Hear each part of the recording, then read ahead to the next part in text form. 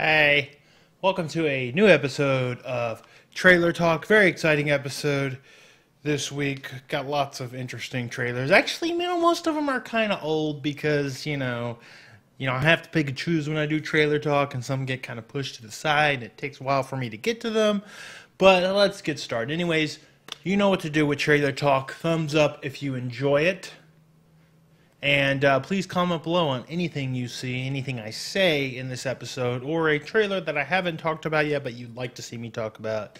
I read all the comments every time. Anyways, let's get rolling with the first trailer, which I don't know if I've done a trailer for this game yet, And I know some people are kind of curious about my thoughts on it. Welcome to Korat.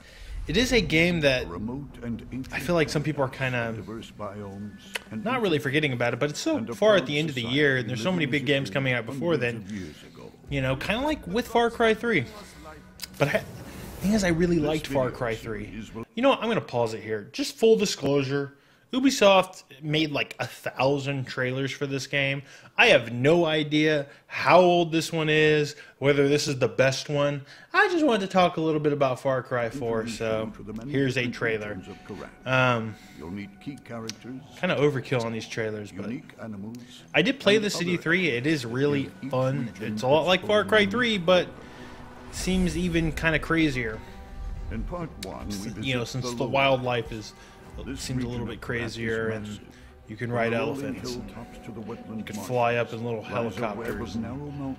Fucking, it's cool. I really like Far Cry 3. I like the way those games kind of play.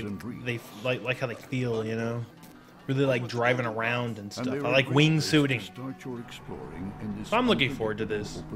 Some previews did come out from like the first few hours of kind of fucking around in the game, and they say it's a lot like Far Cry 3. But new setting, new story, new characters, but mechanically pretty similar stuff. I'm okay with,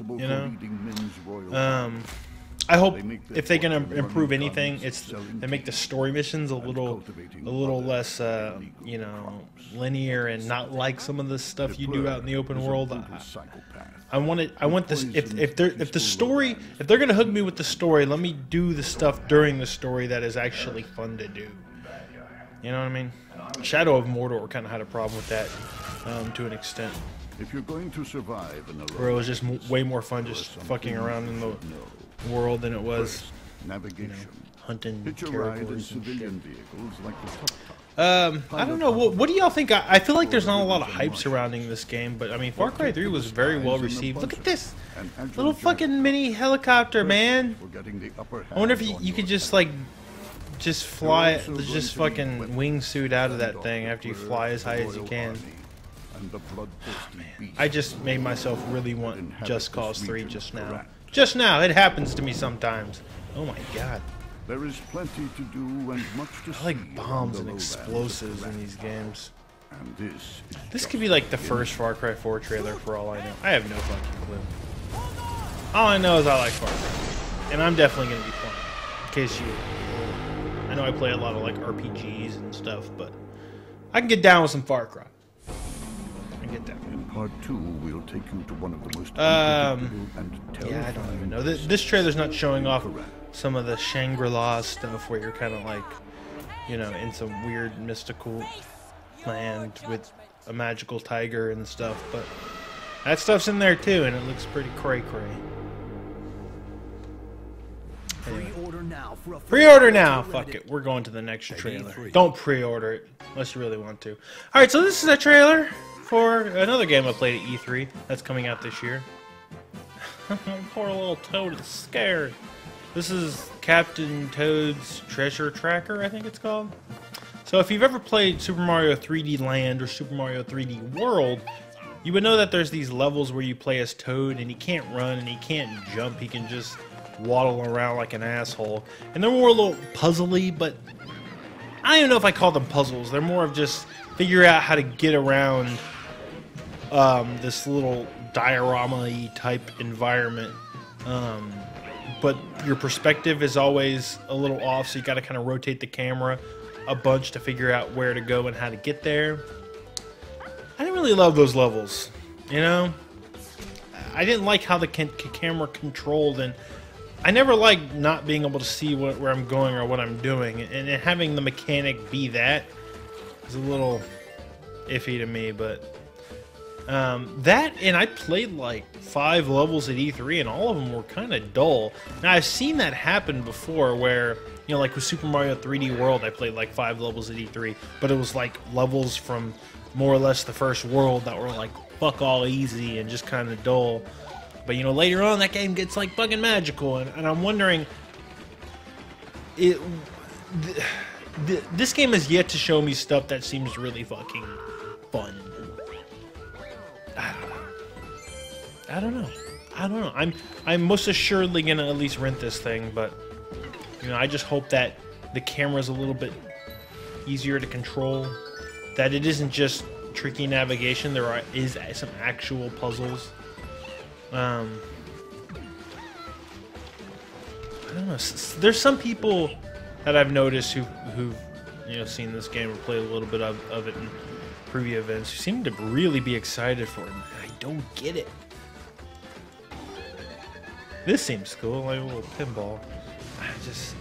You know, compared to, it just doesn't control like a Mario game does. And a Mario game controls well. Oh, and I fucking hated the levels where you actually had to touch stuff on the screen on the gamepad. You had to look down on the gamepad, which was low resolution and it was hard to see. And I really hope there's not too much of that in the game. Really hope. Also, these minecart stages, stupid. You just kind of shoot things as you go around the minecart. But I don't imagine there's going to be a ton of those levels. It looks pretty adorbs, but that's all I can tell so far. He's cold and scared. He can't jump! We'll see. Are any of you hyped about this game? I know not a ton of you have Wii U's, but I'm just not getting the excitement. Some cool looking stuff there. I don't know. We'll see. Available soon. Let's go to the next trailer. Oh yeah, so this is a trailer for, again, this is not a super new trailer, but maybe they showed it off at TGS. For an indie game coming out from a new indie studio in Japan, formed by a couple of dudes from Team Eco, the guys who worked on Eco and Shadow of the Colossus. Specifically artists, I think, which makes sense why this looks very Team Eco. But this trailer doesn't say much about the game. It does kind of look, you know, like maybe there's some exploration-based stuff running around an environment. But, you know, is it going to be more Journey, which is just more experience? Or is it going to actually have some sort of, you know, like puzzles to solve, things to actually find? You know, with it being indie, you know, you kind of look at this and say, oh yeah, this is probably going to be like just a beautiful 2-hour experience like Journey. And hey, I like Journey, but you know, sometimes I like a little meat on my bones. Whoa, he turned into a bird and flew away. It's called Vane, which is interesting. It looks nice. No one's really talking about it. Team Eco is cool. What do you think? Here's another trailer from TGS I never got to. I want to talk about it a little bit because I think it looks kind of cool. I played a little bit of Monster Hunter in my day, and usually I kind of resist the pull of those games because they can become hugely addictive time sinks, and I know a lot of people don't like watching me play the same game over and over again. But I think Monster Hunter is really cool, and this looks like Square Enix doing Monster Hunter, but with, you know, the classic Final Fantasy characters and job classes that we love. And you're going to be fighting classic Final Fantasy monsters. It seems like, you know, the perfect match. And it seems like something that's going to do really well in Japan. But, you know, because Monster Hunter clones tend to do really well. And look, hey, you can be classic Final Fantasy characters like Terra and Squall and Lightning. And, which is cool. I like Monster Hunter. But, you know, it's very much a mechanics game with combat. All about the combat system, so you know, if they don't get the feel of it right in this game, you know, maybe people won't like it as much. But and another game coming out of TGS that not a lot of people are talking about, but could have a very significant impact on games in Japan. People still love their Monster Hunter clones. I don't know. I'm a little bummed just for the 3DS, but that's the only fucking system that sells in Japan, so I'm not surprised. That and phones, but let's not talk about that. Alright, let's get to the next fucking trailer. Alright. Oh!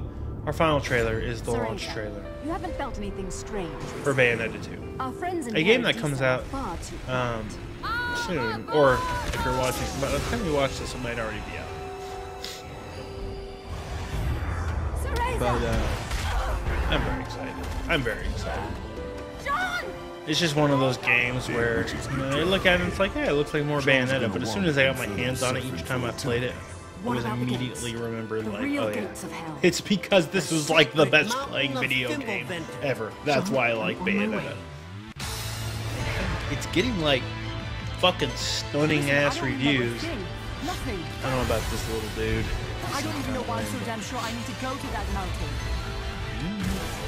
You know, there's an online co-op mode too, where you fucking can combo with another bro or brodette. It's time to be naughty. Seems kind of interesting. I'm very much excited. Why is Rodan wearing a fucking Santa outfit?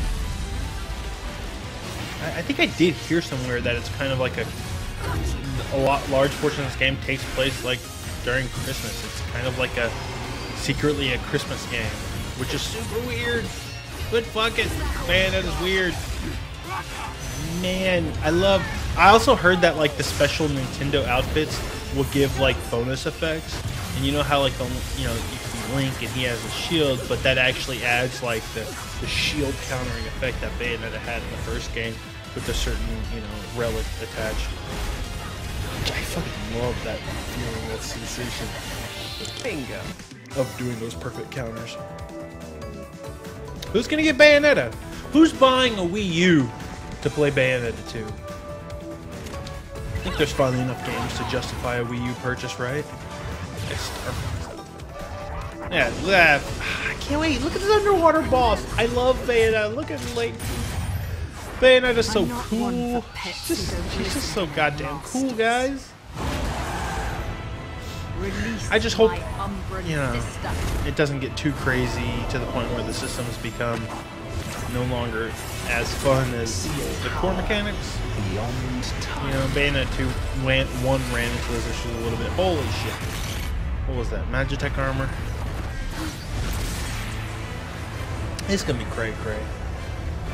It's gonna be crazy. I'm gonna be playing it all day long on launch day. So definitely look forward to that. Or I hope you enjoyed that.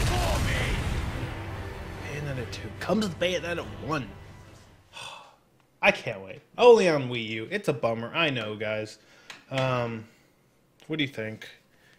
Did you enjoy Trailer Talk? Please give us a thumbs up. If you like it, please leave a comment below. There's all these fucking trailers. I can't keep up with them. What should I talk about? You let me know. Have a good week. Peace out. Bye.